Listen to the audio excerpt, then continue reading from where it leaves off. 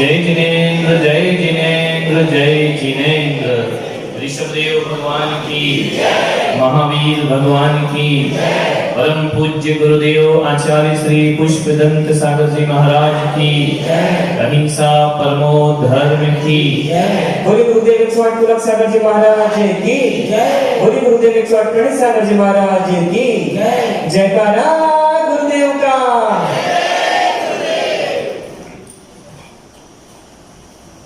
कल अपना चल रहा था कर्म बंध। प्रत्येक जीव का जन्म 3 कारणों से होता है। पहला कारण कौन सा? कर्म बंध के लिए, कर्म का फल भोगने के लिए, या कर्म का नाश करने के लिए। 3 कारणों से हम संसार में पैदा होते हैं। अधिकतर क्या करते हैं हम? कर्म बंध और कर्म का फल भोगते हैं। कर्म नाश का उपाय नहीं करते। कर्म क्या होते हैं? जो सुबह से शाम हम काम करते हैं, मन से, वचन से, काया से। खाना पीना, चलना बोलना, उठना, रोना धोना, नहीं रोना, हंसना, लड़ना झगड़ना, मार पीट, तेरा मेरा, मारे तारे, यही कर्म है पूरे दिन जो चलते हैं। इनसे कभी छुट्टी मिलती है? ऑफिस से संडे मिलता है, स्कूल से संडे मिलता है, व्यापार से सप्ताह में 1 दिन छुट्टी होती है। कर्मों से 1 दिन छुट्टी लेते हो कि आज हम कर्म नहीं करेंगे। नौकरी नहीं करेंगे ये चलेगा, व्यापार नहीं करेंगे ये चलेगा, स्कूल नहीं जाएंगे ये चलेगा, आज मैं कर्म नहीं करूंगा। छुट्टी लेते हैं क्यों? 24 घंटे चलता है। सप्ताह में 1 दिन तो छुट्टी लो कि आज हमको कर्म नहीं करना है। रविवार को मार्केट बंद है। तो दुकान से छुट्टी हुई, कर्मों से कहां हुई? कर्मों से छुट्टी। दुकान से ले ली तो क्या होता है? दूसरे कर्म करोगे।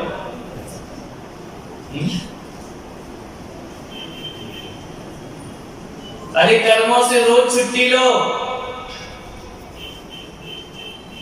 24 घंटे में 24 मिनट तो निकालो कि आज हमारी कर्मों से छुट्टी है। उसका नाम है सामायिक। सामायिक किसको बोलते हैं? कि 24 मिनट के लिए मैं कर्मों से छुट्टी लेता हूं। रिलैक्स तो दो इस आत्मा को। 24 घंटे काम। छुट्टी काय के लिए होती है? कि आज अपन को ऐसा नहीं करना, शांति से रहेंगे। तो क्या 24 घंटे में 24 मिनट शांति से नहीं बैठ सकते? बात बाद में कर लेना इंद्राणी। देखो छुट्टी नहीं है, यहाँ भी चल ही रहा है। अरे दुनिया में आना जाना लगा रहता है, क्यों लगी तुम कचड़े? आएगी जाएगी कहाँ? जहाँ भोजन है वहीं जाएगा आदमी का टेंशन है। समझ आ रहा है? कर्मों से 5 मिनट भी छुट्टी नहीं। सामायिक किसे कहते हैं? कर्मों से छुट्टी। 24 मिनट तक मैं कुछ नहीं करूंगा।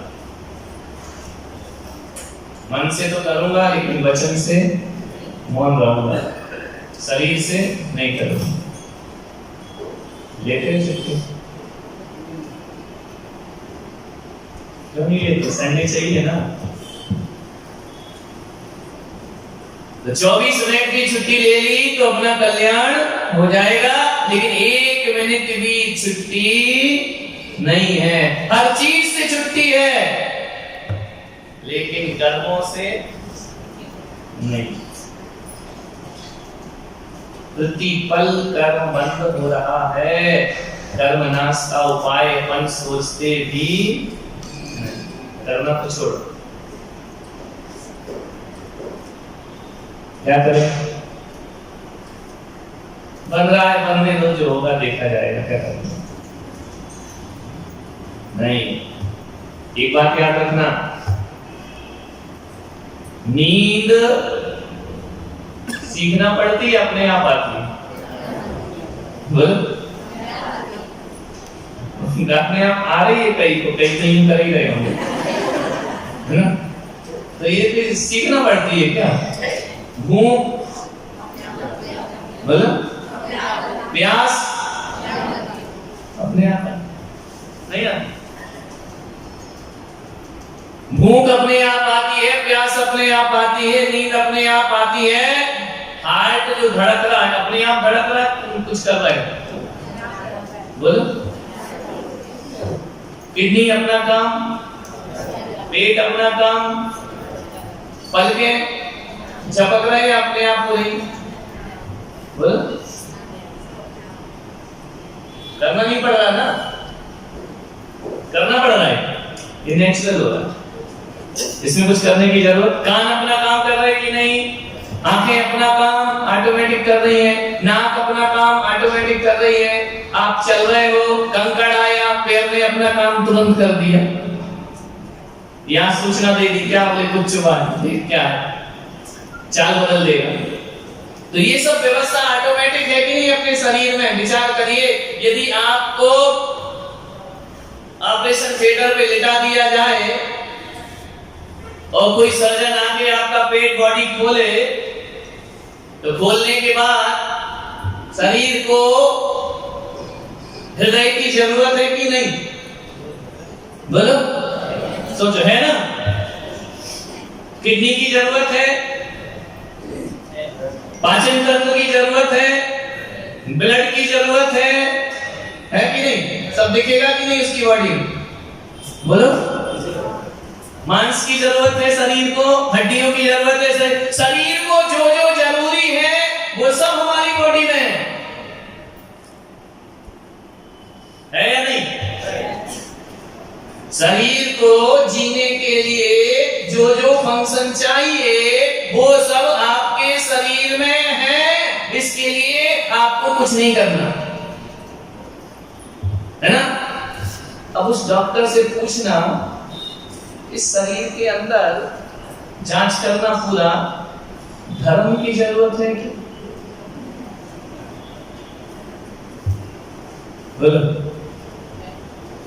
दिखाओ क्या है, कौन से पार्ट्स में धर्म चाहिए? बोलो,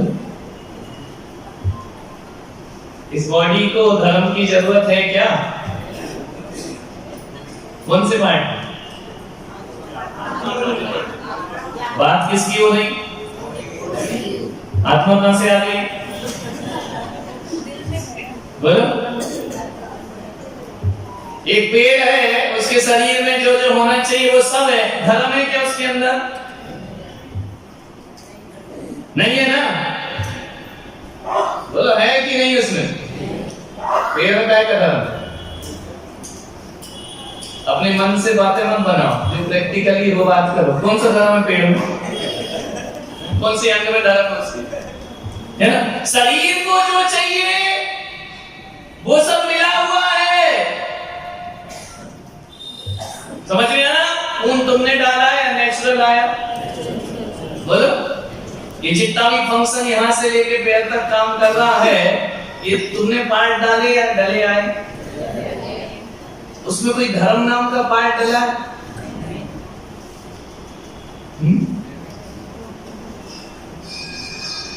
बोलो, डला है या नहीं? नहीं डला। बोल, क्या बोल रहा? बोल, इस बॉडी के अंदर धर्म नाम की कोई चीज है क्या? बोलो, पूरे आप साइंस को देख लो, बायोलॉजी को उठा के देख लो, सारे शरीर के एक एक अंग का वर्णन होगा, लेकिन इस शरीर में कहीं धर्म भी है, ऐसा कोई पार्ट है क्या? बोलो, नहीं है ना? नहीं है, वो डालना पड़ता है। क्या करना पड़ता है? धर्म क्या करना पड़ता है? इसलिए वो अच्छा नहीं लगता, उसमें मन, दिल धड़क रहा है, उसमें मन लग रहा है, कोई डिस्टर्ब नहीं हो रहा, तुमको हो रहा है क्या? किडनी अपना काम कर रही, तुमको कोई डिस्टरबेंस हो रहा है क्या? नहीं हो रहा। आंखें अपना काम कर रही, कोई डिस्टरबेंस हो रहा है क्या? नहीं हो रहा। कान अपना काम कर रहा है, कोई डिस्टरबेंस हो रहा है? कुछ नहीं हो रहा है। डिस्टर्ब कहाँ होता है? आलू मत खाओ, अरे बाप रे, आलू खाने के पार्ट तो है शरीर में, है कि नहीं? मुंह बना है, जीभ बनी है, पेट में जाएगा, है कि नहीं? आलू छोड़ने का पार्ट कौन सा है? कोई फंक्शन बोलो, नहीं है ना? इसीलिए जो नहीं है वो लाना पड़ता है, वो जो लाना पड़ता है उसमें बड़ा कष्ट महसूस होता है नहीं? धर्म को छोड़ के इस शरीर में सब कुछ है, धर्म छोड़ दो, है या नहीं? सब चीज, हर चीज इस शरीर के अंदर क्या नहीं है?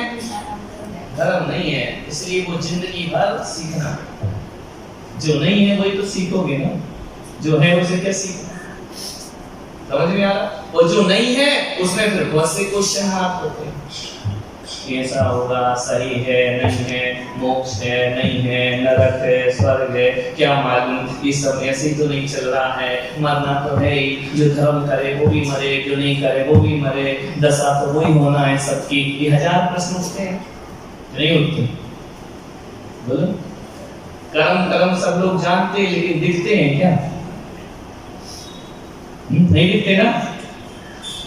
तो कर्म कैसे होते हैं कि जो कर्म हमने किए हैं वह एक होते हैं जो पहले के किए हैं, उनका फल भोगने को हमारा जन्म हुआ। दूसरा जो इस जन्म में करेंगे उनका बंद करने के लिए हमारा जन्म हुआ। एक तीसरी विचारधारा है जो इस जन्म के कर्म भी काटती है और पिछले जन्म के कर्मों को भी काटती है, वह विचारधारा है कर्म नाश की विचारधारा। क्या करना है? अपने को कर्मों का नाश करना। क्या करना? एक बात याद रखना, तो जो पहले के बंदे हैं उनको बोलते हैं सत्ता। कर्म किसमें पड़ा है? सत्ता। क्लियर होगा? और जब वह कर्म फल देता है उसको बोलते हैं उदय। कर्मों का सत्ता में पड़ा हुआ हमारा कुछ नहीं बिगाड़ता। कर्म हमें कब बिगाड़ता है? जब वह उदय में, तब रोते धोते पढ़ा है तो स्टाफ पढ़ा नहीं तो वो डिस्टरबेंस नहीं करता, है ना? डिस्टर्ब कौन करता? जब उस कर्म का क्या होता है? उदय कैसे आता? पहले के जमाने में देखा था ना, मिट्टी की वो होती थी गांव देहातों में, अनाज रखने की नहीं होती, क्या बोलते हैं, जो भी बोलते हैं, उसमें ऊपर से भरते थे, नीचे से होल होता था, है ना? निकालते जाते थे, है ना? देखिए नए नए लोगों ने नहीं देखे। नीचे उसमें होल होता था, नीचे से अनाज निकालते जाते थे, उससे मिट्टी का होता था तो अनाज 4 महीने खराब नहीं होता था। आजकल तो सब चादर की आ गई लोहे की। आजकल गेहूं ही नहीं आता, आटा ही आता है। रोटी सब नहीं है। आजकल रोटी भी आ जाती है ऑनलाइन, लपड़े का कम रखने। तो उस कोठी में मान लो किसी ने पहले बाजरा भर दिया, है ना?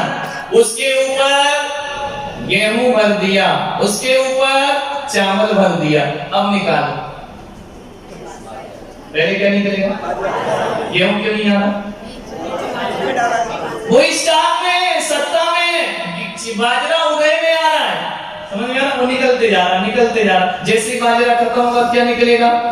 गेहूं निकलना शुरू हो जाएगा। गेहूं खत्म हो गया क्या निकलना शुरू हो जाएगा? चावल। तो क्रम से जमा है ना, ऐसे ही हमारे कर्म आत्मा में उस कोठी की तरह भरे हैं, एक के बाद एक उदय में आते हैं। तो जैसा आता है वैसा फल उसको प्राप्त। समझ में आ रहा? क्लियर हो रही बात? सुख दुख, पाप पुण्य, पाप पुण्य, पाप पुण्य। पाप उदय में आ रहा है, पाप खत्म होगा फिर दूसरा शुरू हो गया। कौन सा शुरू हो गया? पुण्य का। सुख मिलने लगा। पाप का आया, दुख मिलने लगा। अंतराय आया, ज्ञानावर्णी आया, दर्शनावर्णी आया, ऐसे क्रम क्रम से कर्म का उदय था। नहीं आ रहा समझ में? बोलो, आता है? अब इसकी दो प्रक्रिया है, एक तो क्रम क्रम से उदय आ रहा है, वो अपना फल देगा और चला जाएगा। अब तीसरी स्थिति क्या है? कर्म का नाश करना। वो कह रहे हैं कि तू एक कोठी फोड़ दे। कर्मनाश क्या होता है? और न रहेगा बांस, कर्म का नाश कर दे। कैसे कर दूं? तप कर जो कर्म खा पावे, सोई शिव सुख दर्शावे। कैसे होगा कर्म का नाश? तप कर जो कर्म खा पावे, सोई शिव सुख दर्शा। तपस्या कर। समझ में आ रहा? बिना तप के कर्मों का नाश नहीं होगा। अब देखो, कर्म फल तो देंगे। एक कर्म वह है जो फल देके जा रहा है, एक कर्म वह है जो बिना फल दिए नष्ट हो रहा है। नहीं आ रहा समझ में? बोलो, बिना फल दिए कर्म नष्ट होते हैं, उसको बोलते हैं तपस्या। नहीं आ रहा? निर्जरा होती ना, काम निर्जरा, सकाम निर्जरा, समझ में? वो समझा रहा हूं। बिना फल दिए कर्म चढ़ता है। किससे चढ़ता है? तब से। अब मेरा जन्म हुआ है, समझ में आ रहा? मनुष्य नहीं हूं, भाव जगते होंगे, काम भाव जगते होंगे, भोग नहीं कर रहा हूं। बिना फल दिए कर्म क्या हो रहा है? और आपका उदय में आया तो आप भोग करने लगे, फल भोग रहे। साधु क्या करता है? बोलो, बिना भोगे कर्म का नाश नहीं कर। भूख लगी, समझ में आया? क्या करोगे आप? खाओगे। साधु है तो क्या करेगा? लगने दो, नहीं खाएंगे। बिना फल दिए भूख सहन की, और आपने फल भोग के भूख सहन की। ये संसारी और साधु में अंतर होता। समझ में आ रहा कि नहीं आ रहा? तुम क्या करते हो? प्यास लगी, हमारे लोगों को शाम को प्यास लगी, क्या करेंगे? बोलो, उसका फल भोगेंगे। बिना भोगे नाश कर दिया। तुमने पी के नाश किया, प्यास तो लगी है। हमने पानी पी के नाश नहीं किया, हमने ज्ञान से नाश कर दिया। कर्म का उदय क्या होता है? कल तक ठीक होता है। इतना सोच लो, आधे घंटे नहीं लगते, प्यास खत्म हो जाती। लेकिन वो आधे घंटे तुम्हारे लिए बड़े हैवी हो जाते हैं, नहीं होते? हम लोग क्या सोच, ऐसा नहीं है कि भीषण गर्मी पड़े, बिहार और प्यास नहीं लगे रहती तो कर्म का उदय तो आएगा ना। कर्म के उदय में एक फल भोगता है और एक फल को नहीं भोगता है। जो नहीं भोगता है वो तीसरा व्यक्ति है, कर्म का नाश करता है। जो भोगता है नए कर्म का बंद कर। इतनी सी है मोक्ष मार्ग और संसार मार्ग, और कुछ नहीं। तुम रास्ते में मेरे साथ प्यार कर रहे, कंकड़ चुरा, चप्पल लाओ, गाड़ी में बैठ जाओ, नहीं चला जा रहा है, गाड़ी लाओ। साधु क्या करेगा? बोलो, क्या चप्पल पहन लेगा? क्या करेगा? बिना फल भोगे कर्म का नाश। समझ में आ रहा? नहीं हो रहा कि समझ आ रही है बात? नहीं आ रही? कर्म तो अपना फल देगा ही देगा। अब भोगना नहीं भोगना ये हमारे ऊपर, वो तो अपना फल देगा ही। अब कैसे भोगना है? समता भाव से या आकुल व्याकुल हो? बोल, मैं आकुल व्याकुल हो लेता, व्याकुल का फल व्याकुल का है। नहीं यार, क्या होते हैं कर्म के उदय में? आकुल व्याकुल। आप व्याकुल का फल व्याकुल, फिर नया कर्म बन गया, है ना? ऐसा ही संसार चलता है। क्लियर होगा? नहीं हो रहा। देखो, कर्म बिना फल दिए छूटने वाला। आज मान लो तुमने किसी प्राणी को भोजन करने से रोका, ऋषभ देव ने रोका था, आप भी रोकते हो। कबूतर को दाना डाला है और एकदम से दरवाजे खोले, वो फड़फड़ा के डर के उड़ जा, उनका खाना छूटा ना, ट्राई कर्म का बंद होगा, खाना छुड़ा दिया। इसलिए कहते ना, खाते समय कुत्ते को भी, लेकिन तू खा ले उसकी बात तुझे बताएंगे, नहीं तो ट्राई कर्म का बंद हो जाए। नहीं यार, कर्म बांध लिया, अब आपका भोजन छूटना है। मान लो आपने वो कर्म आज 12 बजे बांधा, किसी का भोजन छुड़ाया, अब इसका फल आपको तुरंत भी मिल सकता है, और यदि वो स्टॉक में चला गया, गोडाउन में, तो कोठी में, तो लेट मिलेगा, है ना, मिलेगा तो जरूर। अब वो वेट करेगा कि मेरा समय आए और मैं इसको फल दूं। अब क्या होगा, जी सुबह में आए, आपका खाना छूटेगा। कैसे छूटेगा? दुकान में बिठा देगा, इतनी दुकान चलाएगा, टिफिन रखा रहेगा, खाली खाओ, समझ गया, खाना खा लो, अरे चुप, चलो ग्राहक आने दो, समझ गया, आज खाना शाम तक, या फिर नहीं चल रही दुकान, बीमार कर देगा, खा लो, रिक्शा नहीं है, अरे खा लो ना भाई, बना तो मन नहीं, खाना छुड़ा दो। या फिर ऐसे काम में उलझा देगा, तुम्हारा खाना छूटेगा। और मुनि महाराज हो तो बाल बन के आएगा, खाना तो छूटेगा, समझ में आया?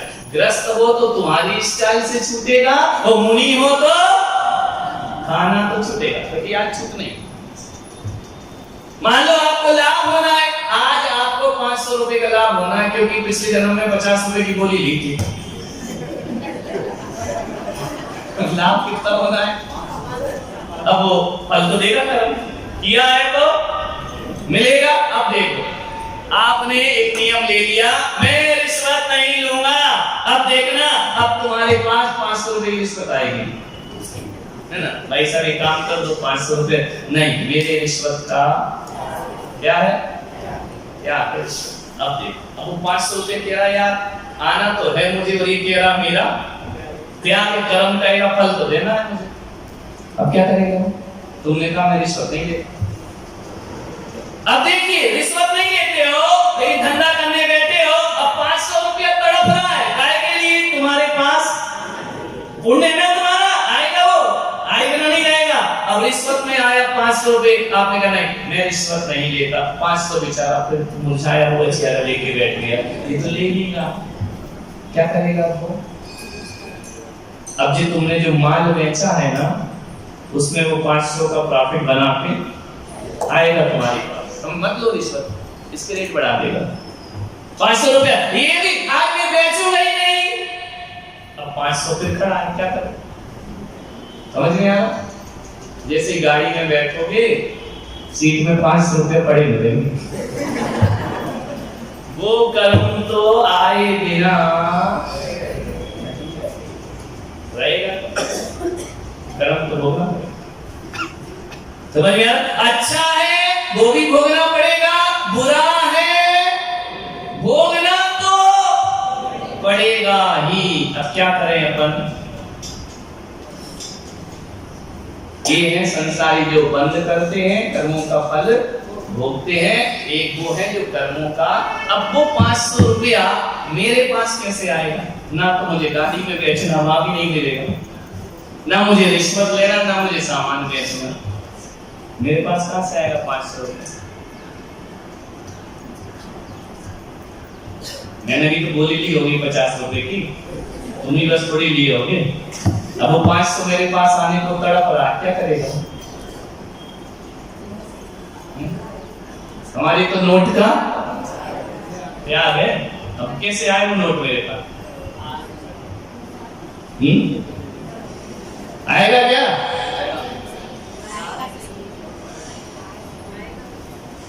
आएगा तो हम रखेंगे क्या? क्या होगा? बोलो क्या करेंगे? हम 500 रुपया मेरे पास कैसे आएगा?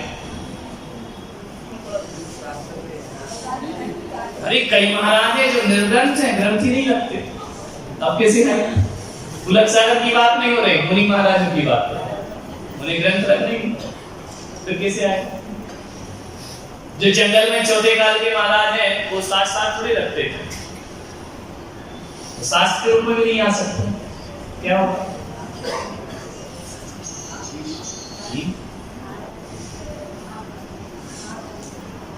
500 रुपए क्या करेगा?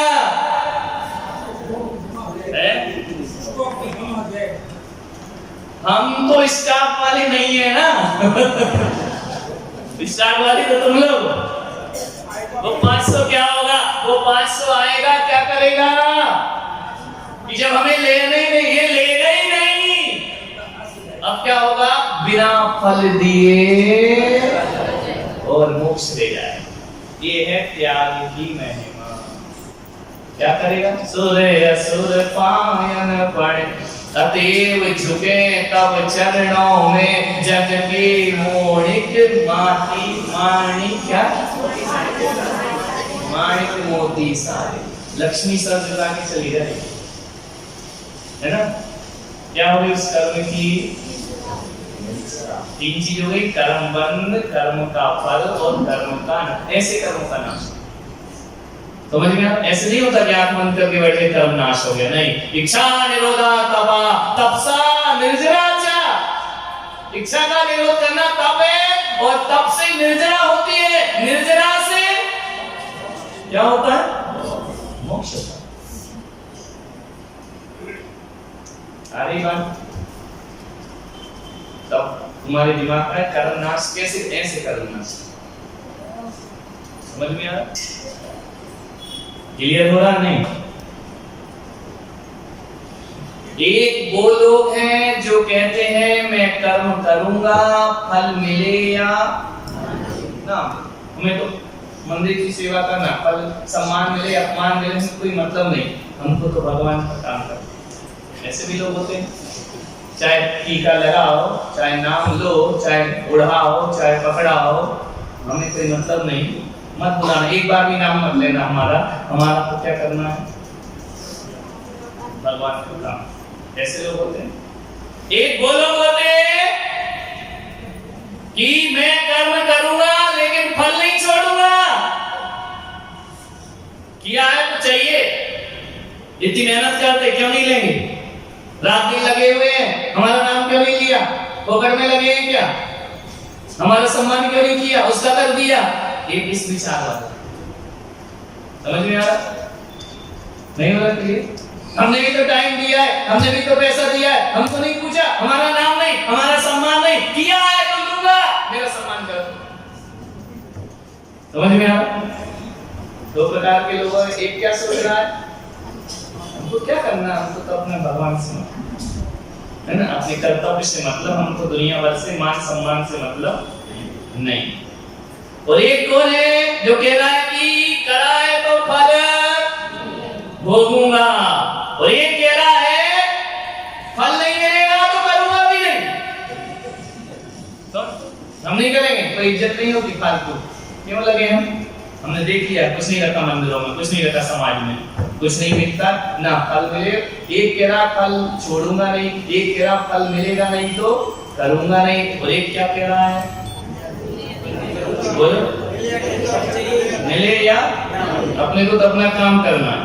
एक डॉक्टर ऐसा है जो कहता है कि बेटा पहले बेटा ठीक करो फिर फीस लो। क्या कहता है एक डॉक्टर? तो इलाज कराओ, पैसे की चिंता मत, देखेंगे बात। समझ में आ रहा? एक क्या कह रहा है? इतनी फीस रखो तो इलाज करो, है ना? इतनी फीस देना पड़ेगी, उसने बिल्कुल आपसे एग्रीमेंट करा लिया, 1 लाख रुपए लगेगा, ऑपरेशन का देना पड़ेगा, हाँ देंगे। एक कह रहा नहीं, पहले लाख रखो उसके बाद इलाज होगा। 3 प्रकार के डॉक्टर हो गए। एक क्या बोल रहा है कि आप इलाज कराओ, पैसे का टेंशन मत लो, जो होगा देखा जाएगा। एक कह रहा है कि पैसा दोगे तो करूंगा, और एक कहता है पहले पैसा रखो फिर मैं करूंगा। अपन कौन से नंबर में बोलो, कौन से नंबर? हे भगवान मोक्ष होगा तो करूंगा, मैं हमको क्या लेना फिर? मेरा ये काम कर दो फिर छत्र चढ़ाऊंगा, हो गया? मेरा ये काम करो तो सिंहासन बनवा दूंगा भगवान आपका सोने का।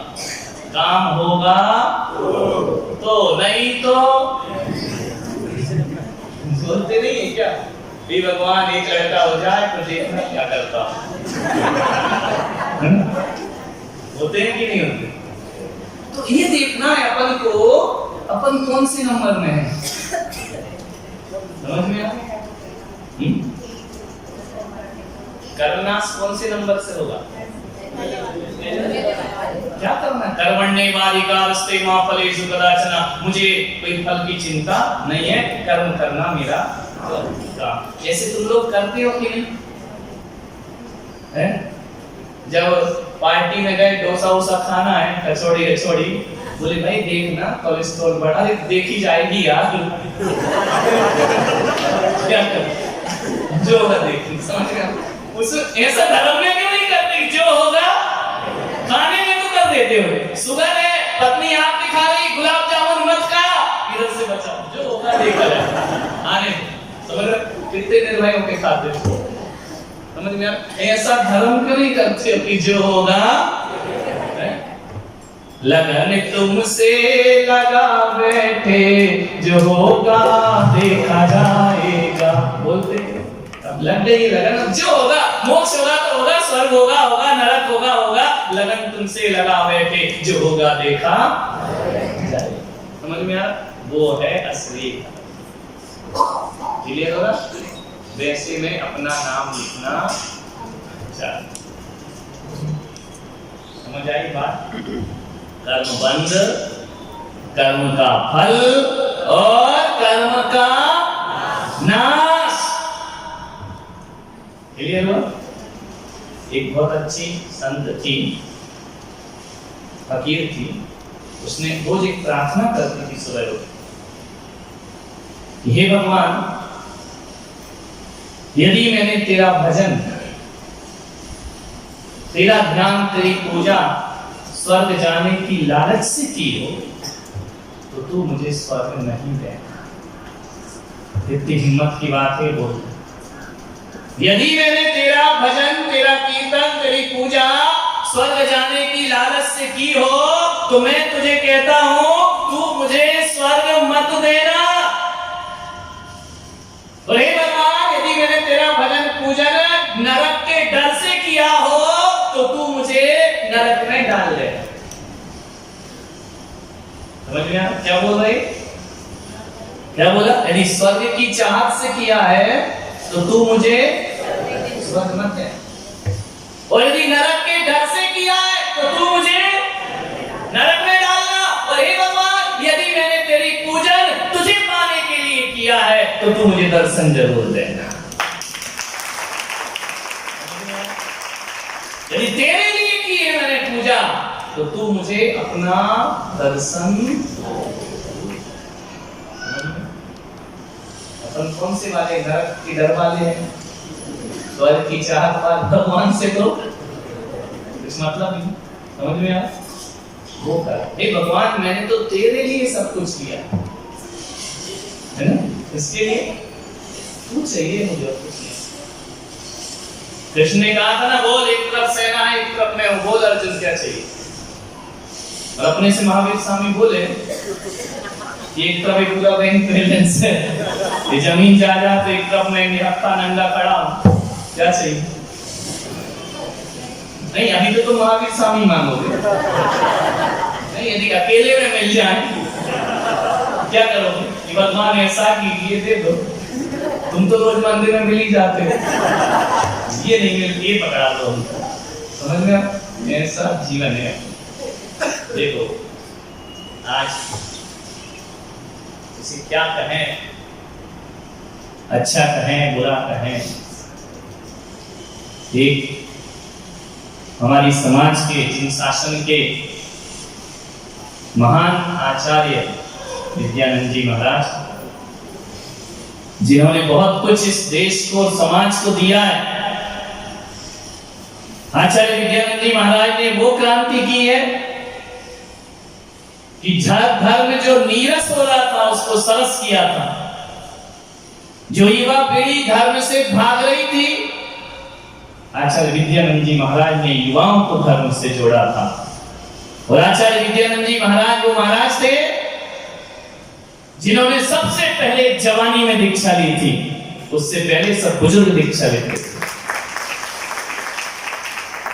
आचार्य विद्यानंद जी महाराज जिन्हें सरस्वती पुत्र के रूप में जाना जाता था। हम लोग तो आगम में प्रमाण देखने के लिए पन्ने पलटते हैं, आचार्य महाराज को हर ग्रंथ का कौन सा पेज और कौन सा पैराग्राफ है उनके कंठ में रखा रहता।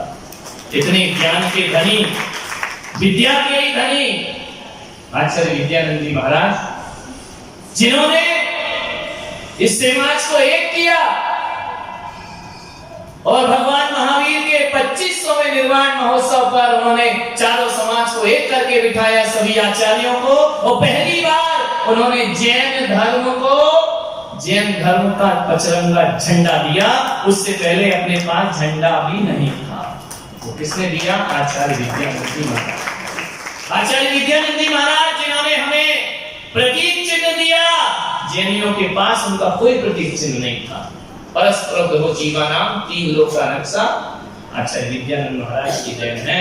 उन्होंने बैठ करके चारों संप्रदाय में, और उस समय कहा गया ऐसा ग्रंथ लिखो जिससे चारों संप्रदाय के लोग मानते हो। आचार्य विद्यानंद जी महाराज ने कहा ऐसा ग्रंथ बनेगा। और आचार्य कुंड भगवान की गाथाओं को लेकर के श्रवण सुत्तम ग्रंथ की उन्होंने रचना की, जिसको दिगंबर, श्वेतांबर, तेरापंथ, स्थानकवासी सभी ने उस ग्रंथ को मान्यता दी। इतना बड़ा काम पूरी समाज को जोड़ने का इस देश में यदि कोई आचार्य करता है तो विद्यानंद जी महाराज हुआ करते हैं। पहले महाराज थे वो जीवन के, इस देश के, सदी के।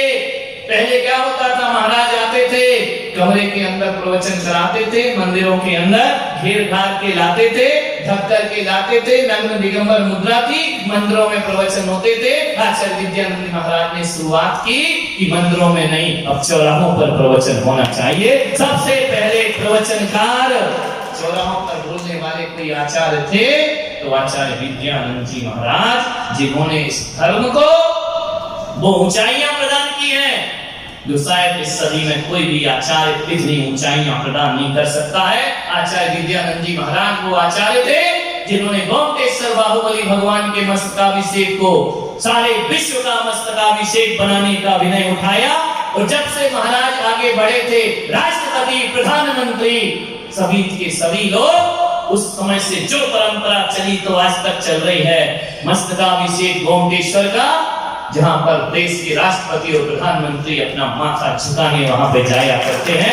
राज्य सरकारें उसे पैसा दिया करती हैं, केंद्र सरकार उसे पैसा देती है। उस मस्तकाभिषेक को आचार्य विद्यानंद जी महाराज ने विश्व का एक राष्ट्रीय महोत्सव के रूप में उसे मना दिया। ये उन आचार्य की देन थी। जीवन भर उन्होंने ज्ञान आराधना की। 3 बार 4 बार मुझे भी उनका दर्शन करने का लाभ मिला। कुंकुम भारती में भी मैंने उनके दर्शन किए, दिल्ली में दर्शन किए, बड़ौद में दर्शन किए। मुझे मालूम है कि आचार्य विद्यानंद जी महाराज ने जब बड़ौद में अपनी संलेखना की समाधि की 12 वर्ष की घोषणा की थी, मैं और मुनि तरुण सागर जी महाराज हम दोनों उनके साथ थे। और महाराज ने घोषणा की थी, ऐसा कोई आज तक कोई आचार नहीं हुआ।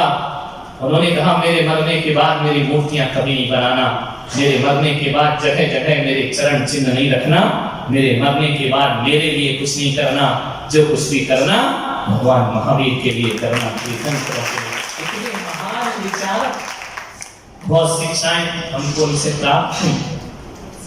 बड़ौत में 3 दिन का सत्संग हमने उनके साथ किया। बहुत महाराज ने शिक्षाएं हमें प्रदान की। आप देख रहे हैं कि महाराज ने किस तरह से यम संलेखना धारण करके आज 3 दिन 4 दिन हुए अन्न जल ग्रहण नहीं किया। ये दिगंबर संत की साधना हुआ करती है। पूरे जीवन भर जो स्वाभिमान से रहे, शेर दिल आचार्य से कहा जाता है। बड़े से बड़ा मुनि भी उनसे मिलने में घबराता था, और महाराज के पास चाहे 10 मिनट बैठो या 15 मिनट बैठो, उन्होंने जब भी की तो शास्त्रों की बातें की, दूसरी बातें उनको आती नहीं की। ऐसे महाराज बहुत वात्सल्य उन्होंने दिया। मैं मिलने गया, सो एक पिच्ची उन्होंने ली और मैंने प्रणाम किया। उन्होंने पिच्ची मेरे सिर पे रखी और अद्भुत क्षण थे वो उनके दर्शन के। बहुत उन्होंने अपनी प्रज्ञा का, अपने ज्ञान का, विवेक का समाज को बहुत लाभ प्रदान किया। पहले आचार्य जो कश्मीर से कन्याकुमारी तक विहार करते हैं, पूरा भारत भ्रमण उन्होंने पैदल किया। हिमालय तक जाने वाले सबसे पहले आचार्य कोई थे तो आचार्य विद्यानंद जी महाराज थे, जिन्होंने सरस्वती की आराधना की, अपने व्रतों को पाला और उन्होंने अपनी चर्या को, अपने जीवन को आधुनिकता की ओर लेकर के गए। उन्होंने कहा कि हम समाज में रह रहे हैं तो समाज के बीच रहकर समाज के साधु बनना पड़ते हैं।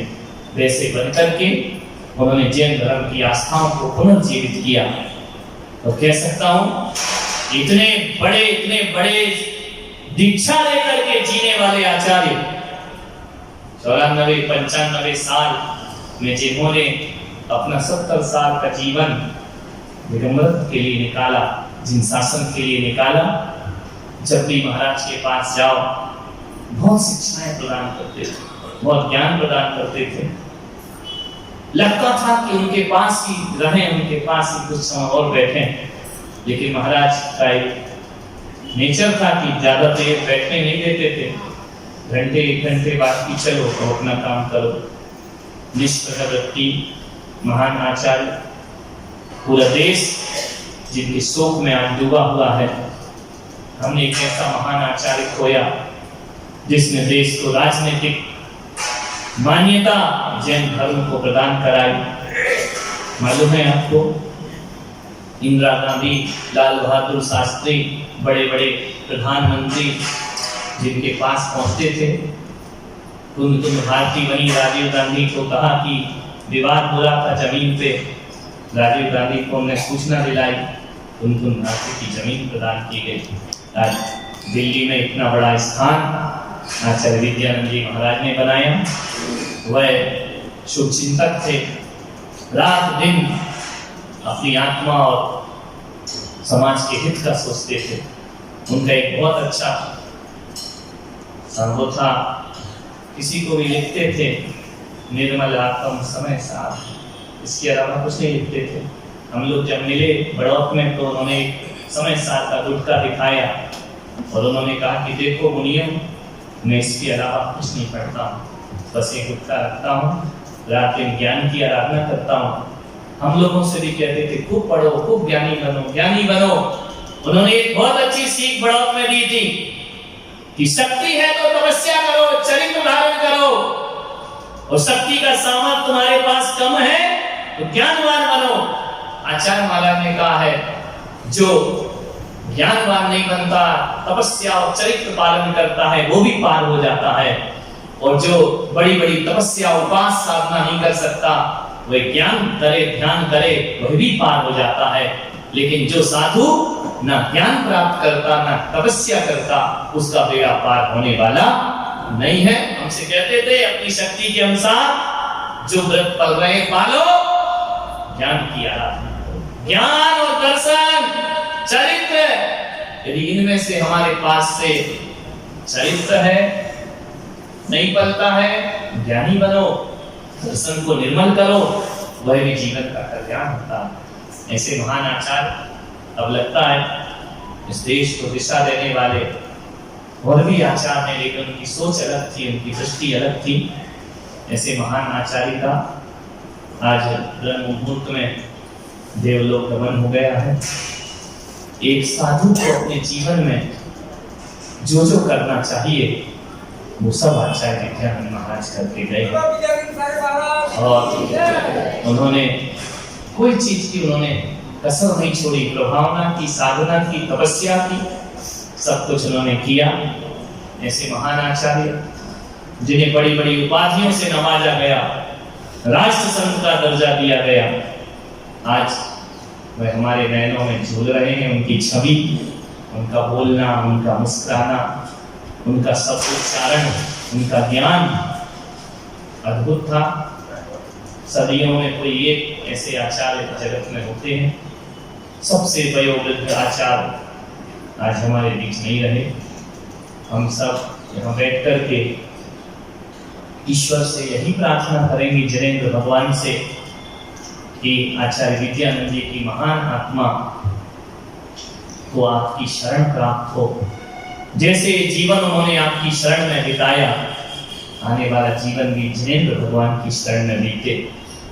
मैं उनकी आत्मा की शांति की प्रार्थना नहीं करूंगा, क्योंकि मैं उन्हें जानता हूं। वो जीते जी इतनी शांति लेकर के गए हैं कि उन्हें किसी की प्रार्थना की जरूरत नहीं हुआ करती है। उन्होंने अपना जीवन इतना शांत बनाया था कि हमारी प्रार्थनाओं की उन्हें कोई आवश्यकता नहीं है। लेकिन फिर भी हम उनके भक्त होकर, उनके शिष्य, उनके समुदाय में होकर के जिनेंद्र भगवान से यही प्रार्थना करेंगे, जिन्होंने हमारे लिए प्रार्थना की हो, जिन्होंने समाज के लिए प्रार्थना की हो, आज समाज उनके लिए प्रार्थना कर रहा है कि वह महान आत्मा कर्म निर्जरा सहज सम्यक के साथ और जिनेंद्र भगवान की शरण को वह आत्मा प्राप्त हो, समर्थ भाव के साथ। जो उन्होंने किया है उसके ऋण से समाज कभी मुक्त नहीं हो पाएगा। इतिहास के हस्ताक्षरों पर आचार्य विद्यानंद का नाम लिखा जाएगा। आज पूरे विश्व धर्म बनाने का जिन्होंने प्रयास किया था, जगह जगह उन्होंने ऐसे प्रेरक प्रसंग देकर के, मुझे मालूम है कि एक समय आचार्य विद्यानंद जी महाराज जहां से गुजर जाते थे, हजारों लोगों का हुजूम लग जाया करता था। हजारों लोग उनके दर्शन को तरसते थे। जिस शहर, जिस गली, जिस गांव से गुजर जाए, आचार्य विद्यानंद की दुनिया दीवानी हो जाया करती थी। ऐसे महान आचार्य, वह दक्षिण का ध्रुव तारा उत्तर में विलय हो गया, उत्तर में अस्त हो गया है। लेकिन कह सकता हूं कि आचार्य विद्यानंद जैसी आत्माएं कभी नहीं मरा करती हैं। वह हमारे दिलों में हमेशा अमर रहेंगे, जीवंत रहेंगे। उनके आदर्श, उनके व्यक्तित्व, उनका कृतित्व इस समाज को सदियों सदियों अपना मार्गदर्शन देते रहेंगे। आचार्य विद्यानंद जी महाराज का देवलोक गमन इस समाज की बहुत बड़ी क्षति है, हानि है। लेकिन क्रूर नियति के आगे सभी लाचार होते हैं। यह संसार की व्यवस्था है। आप सभी लोग खड़े हो जाएंगे, 2 मिनट का मौन रख करके महाराज के प्रति अपनी सद्भावनाएं, अपनी श्रद्धांजलि अर्पित करेंगे। 2 मिनट का मौन।